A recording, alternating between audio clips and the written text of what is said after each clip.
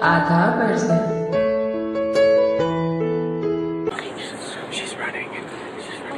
गर्ज जब हर्फ तेरे लब से बिछड़ जाते हैं, तल्ख अल्फाज भी शर्मा के लरस जाते हैं। तेरे नगमों पे खिल उठे कलियों का हुस्न, तेरी आवाज पे परवाने तड़प जाते हैं। आधा वर्जन। आधा वर्जन मोइन मिया। आधा वर्जन। मोहिम जी, आज हम बॉलीवुड बटर में दिलीप कुमार साहब के बारे में आप जो कुछ जानते हैं और कहना चाहते हैं हमारे दर्शकों को सुनवाएंगे।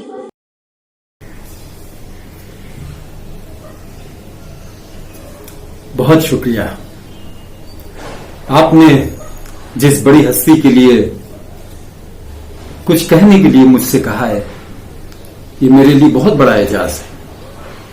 उस शख्सियत का नाम, जिसका नाम यूसुफ खान था,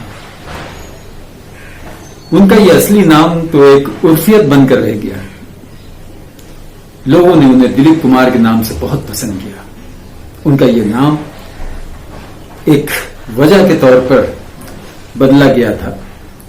फिल्म ज्वार भाटा जब उनकी स्टार्ट होने जा रही थी, तो उनका ये कहना था कि मेरे वालिदैन इस बात को पसंद नहीं करते, तो मैं किसी और नाम को रख लेता हूं। तो प्रोड्यूसर और कुछ लोग वहां पर थे जिन्होंने ये डिसाइड किया, नहीं, इसे बाकायदा तौर से लोगों से जानकारी लेकर के, उस वक्त के महापुरुष जो लोग हुआ करते थे उनसे पूछताछ करके 3 नाम सजेस्ट किए गए, जिसमें सबका ये ख्याल था कि दिलीप कुमार नाम ज्यादा अच्छा रहेगा। ये नाम उनको मिल गया। तो आज उनके फिल्म इंडस्ट्री में आने से अब तक ये नाम पूरी दुनिया में मशहूर हुआ। इस नाम को, इस कलाकार को, इस अदाकार को पर्दे पे लोगों ने बहुत सराहा। वो शख्स जो पर्दे पे मुकम्मल था, जिसे लोग कहते हैं कि एक्टिंग का इंस्टीट्यूट। बेशक उन्होंने अपनी 60 साल जिंदगी जो इंडस्ट्री को दी, उसमें 63 फिल्में बनाई। हम ये जानते हैं, जहां तक उनके बारे में आज तक जो मैंने सुना है, लोगों के जरिए, लोगों के इंटरव्यू के जरिए, बल्कि उनके कुछ इंटरव्यू जो मैंने देखे आम आदमियों में, जो हम लोग जहां पर रहते हैं, वहां पर भी कुछ लोग जो इंडस्ट्री से जुड़े नहीं हैं, लेकिन उनकी बात जब आ जाती है तो उनके पास, उनके लिए बहुत सारे अफसाने होते हैं। उन अफसानों के तौर पर जो भी मेरी नॉलेज है, मेरी मालूमात है, बस वही मैं आपसे शेयर कर रहा हूं। उन्होंने फिल्म इंडस्ट्री को फिल्मों का तोहफा हम सभी शहदाइयों के लिए छोड़ा।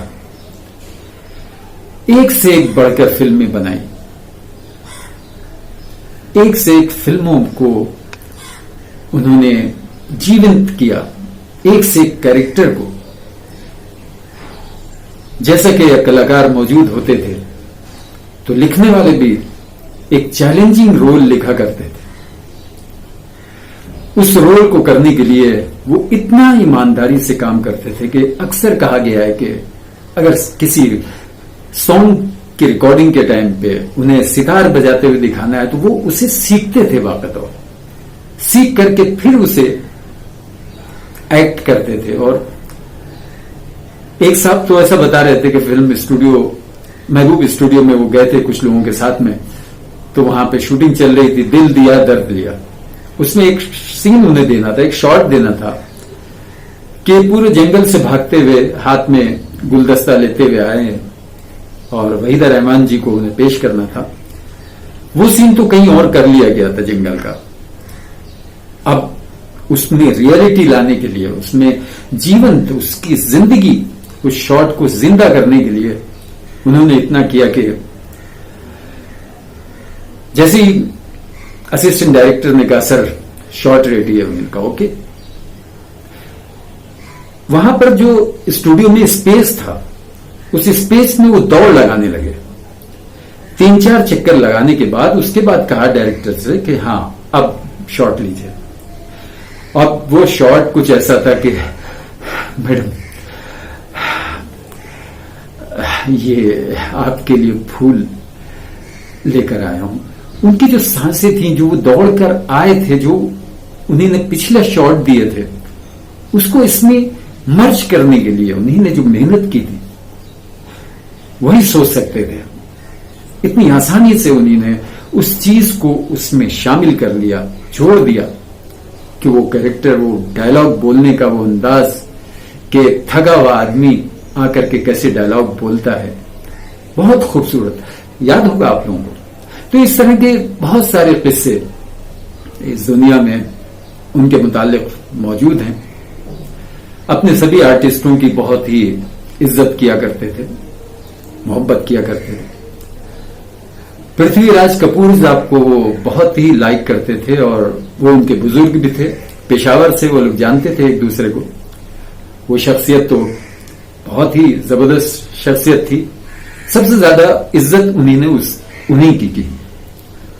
और जैसा कि मुग़ल आज़म में वो वालिद का और एक शहंशाह का किरदार अदा कर रहे थे, ज्यादातर उन्होंने उसमें भी बहुत कुछ उनसे सीखा होगा और उनकी इज्जत बढ़ गई होगी। उनकी बहुत सारी फिल्में देख करके नए नए हीरो इंडस्ट्री में आए, जिन्होंने अपना मुकाम बनाया, बहुत तहलका मचाया। बहुत आज भी जीवन थे उनकी फिल्में, बहुत अच्छी। जैसे कि मनोज कुमार जी का कहना है कि वो शहीद फिल्म देख करके उनमें जोश आया कि मैं भी एक्टर बनूंगा, और वो बॉम्बे आ गए। जैसे कि आप लोग जानते हैं कि मनोज कुमार जी ने भी अपना लोहा मनवाया, स्क्रिप्ट राइटर भी थे और बहुत कुछ मालूमात थी, बेहतरीन एक्टर थे, बेहतरीन डायरेक्टर थे, बहुत कुछ थे।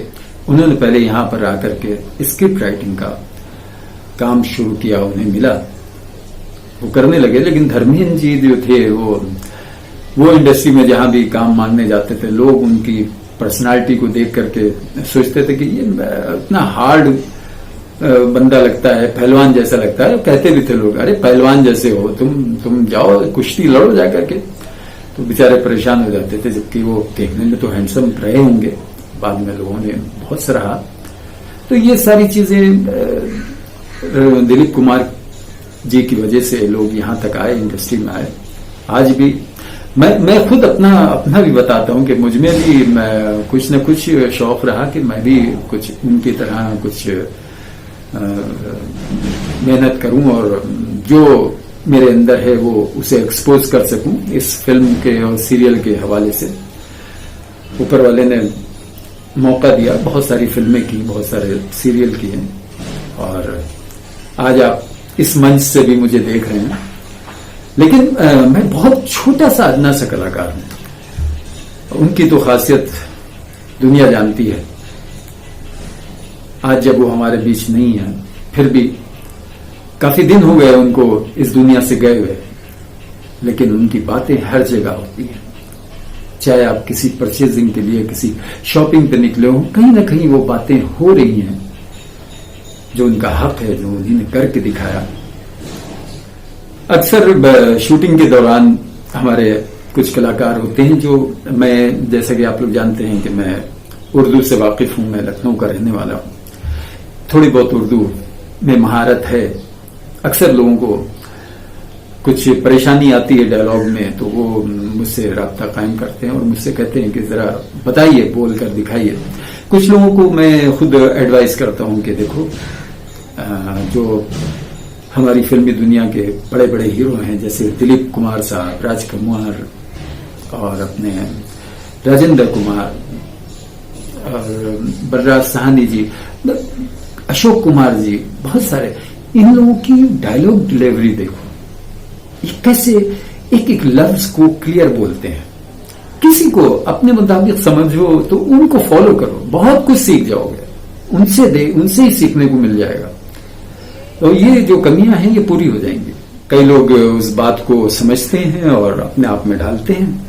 मैं खुद सीख रहा हूं, इंडस्ट्री में हूं, काफी कुछ सीख रहा हूं, अभी बहुत कुछ सीखना बाकी है। ऊपर वाले ने चाहा तो आपको और भी कैरेक्टर में दिखूंगा। आप लोग तो जानते हैं कि मैं इंस्पेक्टर का कैरेक्टर ज्यादा करता हूं, लेकिन कई कैरेक्टर के ऑफर आते हैं हमें, तो हम उसे पूरी करने की कोशिश करते हैं। तो जैसे कि आज भी बहुत सारे लोग उन बातों को समझते हैं और अपने आप में डालते हैं और कोशिश करते हैं कि जैसा कि बताया गया है वैसा करते हैं। कुछ लोग हमें काफी वक्फे से मिले भी, तो उन्होंने कहा कि आपने मुझे एक बार ये बताया था, तब से वो मेरी जबान उस वर्ड को जो नहीं बोल पाती थी अभी ठीक हो गई। मैं तो कुछ भी नहीं हूं, दिलीप साहब की बात ही कुछ और थी, उनकी जबान, उनकी अल्फाज निकलने का जो स्टाइल था, जो डायलॉग डिलीवरी थी, जो कैरेक्टर था, कैरेक्टर के हिसाब से वो जो डिलीवरी करते थे बहुत जबरदस्त। चाहे वो कॉमेडी हो राम श्याम जैसी या देवदास जैसी गम की उस गम की जिंदगी जो किसी की मोहब्बत में शराबी बन करके जो अल्फाज उनके मुंह से निकले वो डिलीवरी, यहां तक कि धर्म अधिकारी जैसी फिल्में जिसमें बहुत से लोगों ने माना कि क्या संस्कृत बोली है, क्या जबरदस्त कैरेक्टर किया उन्होंने। चैलेंजिंग कैरेक्टर उनको ही मिलते थे, कहने को तो बहुत से लोग थे, मैं किसी को कम नहीं कहता हूं। दिलीप साहब की बात कुछ और ही थी, आपने बात निकाली तो मैं उन्हीं के मुताबिक ही बात की जा रही है आज यहां। बचपन में 6-7 साल की उम्र थी, अपने बड़ों से सुनते थे कि दिलीप साहब बहुत जबरदस्त एक्टर हैं, बहुत अच्छी फिल्में होती हैं उनकी। हम लोगों के पास भी कभी कभी मौका मिलता था, यूं तो हम लोग क्रिकेट, फुटबॉल और यही सारी चीजें खेला करते थे। संडे के दिन फिल्म आती थी, ब्लैक एंड व्हाइट टीवी होता था, उस टीवी पे 1-2 बार मुझे फिल्में देखने को मौका मिला, जिसमें एक जोगन थी और एक थी दाग। दाग में दिलीप साहब ने एक शराबी कैरेक्टर किया था, मतलब लव स्टोरी टाइप की थी, ठीक से मुझे स्टोरी याद नहीं है। और जोगन में कुछ जो कैरेक्टर नरगिस जी का था वो जोगन वाला कैरेक्टर था, और दिलीप साहब कितना थे उसमें मुझे ठीक से याद नहीं है, लेकिन वो फिल्में हम लोग के ऊपर से गुजर गई, उनकी एक्टिंग बिल्कुल समझ में नहीं आई। थोड़ा हम लोग ये सोचते थे कि कुछ फाइट हो, कुछ थोड़ा सा कॉमेडी हो, कुछ ऐसा, वो फिल्में देखने को मिली तो कुछ मुगालता हो गया कि दिलीप साहब को इतना पसंद क्यों करते हैं लोग, उनकी एक्टिंग के इतना लोहा क्यों मानते हैं, आखिर क्या है वो। खैर ये तो जब वक्त गुजरा और अपनी एज 17-15 ऐसे हुई तो फिल्में देखने का मौका मिला, तब मैंने दिलीप साहब की वो बात जरूर याद रखी, बुजुर्गों ने जो कही थी बहुत अच्छे एक्टर हैं, तो उस नजरिए से फिल्में देखना शुरू की तो मान गया मैं भी। मैं क्या हूं, मैं क्यों नहीं मानूंगा, दुनिया मानती है उनका लोहा, जबरदस्त एक्टर थे। हमारे धर्मेंद्र जी, वो दिलीप साहब को अपना बड़ा भाई मानते थे, बहुत ही जज्बाती हैं, बहुत ही दिल से उनको बड़ा भाई मानते थे। अभी भी उनके उन जनाजे पे काफी रोए, वो अक्सर उनके पास पहुंच जाते थे और उनसे चिमट जाते थे। उनका भी याराना काफी रहा, वो तो बड़े भाई मानते थे, लेकिन वो दोस्ती भी थी, एक साथ खाते थे, पीते थे। और शाहरुख खान ने भी मतलब उनको बड़ी इज्जत दी, अपने बाप की तरह इज्जत दी। उन्होंने भी कई इंटरव्यूज में कहा कि अगर मेरा बेटा होता, सारा बानो जी ने भी, तो शायद आज शाहरुख जैसा ही था।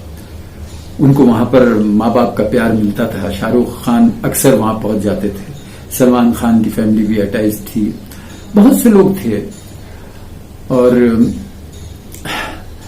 उन्होंने वो इंसान भी इतने अच्छे थे, जिस तरह वो एक्टर थे कि पूरी दुनिया उनका लोहा मानता।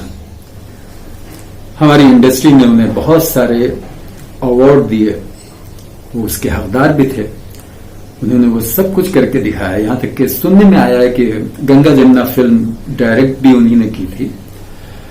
बहुत शानदार फिल्म थी, हर आदमी मानता है, और पूरी दुनिया में लोग उन्हें बुलाते थे और उन्हें इज्जत से नवाजते थे। अपने अपने तरीके से, जिसका जो भी तरीका होता था उससे।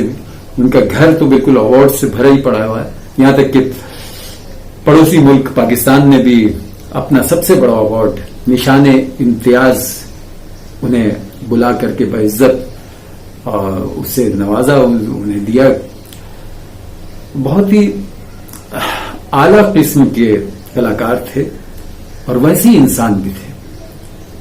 दुनिया में कहीं भी इंसानों पे कोई तकलीफ आती थी तो उनका दिल कांप जाता था, उसके लिए वो अपनी आवाज बुलंद करते थे, जैसा वो महसूस करते थे, चाहे वो टीवी के जरिए, इंटरव्यू के जरिए। जरूर उसके अगेंस्ट इस बात को अपनी बताते थे कि मैं इस चीज को नहीं पसंद करता हूं और ये इंसानियत के खिलाफ है। लोग भी उनकी इस कदरदानी को, इस इंसानियत को पूरी तरह से सराहते थे। बेशक बहुत ही शानदार किस्म के इंसान थे। जैसे कि आप लोग जानते हैं कि इस्लाम एक पीस का मजहब है, जिसमें शांति है, जिसमें बराबरी है। अगर कोई मुसलमान है तो उसे इस्लाम से बहुत कुछ सीखना चाहिए, अपनी जिंदगी में वो चीजें लानी चाहिए। इसके बहुत सारे एग्जाम्पल उनमें थे। वो अपनी बीवी के साथ वैसी मोहब्बत से रहते थे। उनकी बीवी ने एक बार कहा कि मैं बहुत चंचल थी, बहुत चंचल थी। हम लोग अक्सर मच्छरदानी में रहा करते थे, ग्रीनरी ज्यादा होने की वजह से मच्छर बहुत होते थे, तो मैं उनकी साइड में जग में पानी रखवाती थी और खुद दूसरी साइड लेटती थी। और अक्सर मैं उनको छेड़ती थी, जरा पानी दीजिए उसे। वो मच्छरदानी से बाहर निकल के हाथ, उसके बाद उसमें से पानी निकाल कर उनको देते थे। और उनका ये स्टाइल, और बहुत ही मुखलिसाना तौर पे वो अपना ये अरकान उनके लिए करते थे। तो वो कहती है कि मैं बहुत खुश हो जाती थी और उनका माथा चूम लेती थी। ये माथा चूमने की आदत उनको आखिर तक रही। अक्सर लोगों ने देखा, मीडिया ने भी दिखाया कि वो हर जगह उनकी मोहब्बत में उनका माथा चूमती थी। और जैसे कि उन्हीं ने अपना चौजा होने का फर्ज अदा किया, वैसे ही दिलीप साहब ने भी। दिलीप साहब हर एक के लिए करते थे। बहुत सारे काम हैं जो हम नहीं जानते, लेकिन उन्हीं ने इंसानियत के लिए किए, अपने दोस्तों के लिए किए, अपने रिलेटिव के लिए किए, अपने धर्म के लिए भी बहुत कुछ किया उन्हीं ने।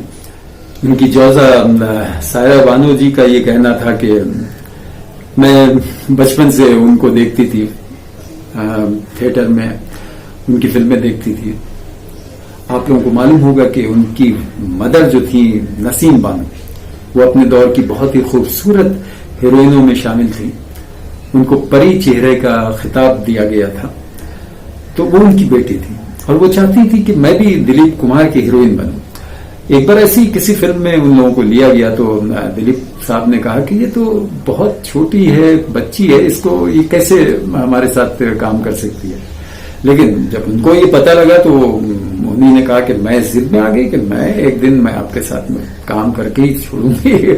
उसके बाद में वो वक्त आया कि उन्हीं ने मेरे ख्याल से गोपी और भी फिल्म थी बैराग, जो मैं देख पाया, इनमें उन लोगों ने मतलब एक साथ हीरो हीरोइन का काम किया और बहुत ही खूब उनकी भी अदाकारी दुनिया मानती है। और अगर इंसान ठान ले तो बहुत कुछ हासिल हो जाता है। उन्होंने ये भी ठाना था कि मैं इनके साथ शादी करके दिखाऊंगी और उन्होंने शादी की। बहुत सारे वाकयात हैं, बहुत अच्छी बातें हैं उन लोगों की जिंदगी की। और ये ऐसी बीवी, ऐसी हमसफर हर आदमी चाहेगा कि जैसे आखिरी वक्त तक उन्होंने बहुत ही मोहब्बत से उनको उनकी खिदमत की, उनके साथ रही। हम सबको सीखना चाहिए। और दिलीप कुमार साहब, आज मैं यही दुआ करता हूं कि बस उनको ऊपर वाले ने उठा लिया, इस दुनिया से तो चले गए लेकिन उनका नाम हमेशा रहेगा, उनका काम पर्दे पे दिखता रहेगा, उनकी यादें रहेंगी हम लोगों के बीच में, उनसे हम सीखते रहेंगे बहुत कुछ। बस अब उनको मरने के बाद जैसे कहते हैं कि जन्नत होती है, जहन्नम होती है, हम सब की दुआएं यही हैं कि उनको जन्नत में अच्छा मुकाम अल्लाह पेश करे, उनको दे। और वो उनकी दुनिया के साथ साथ आखिरत भी संवर जाए।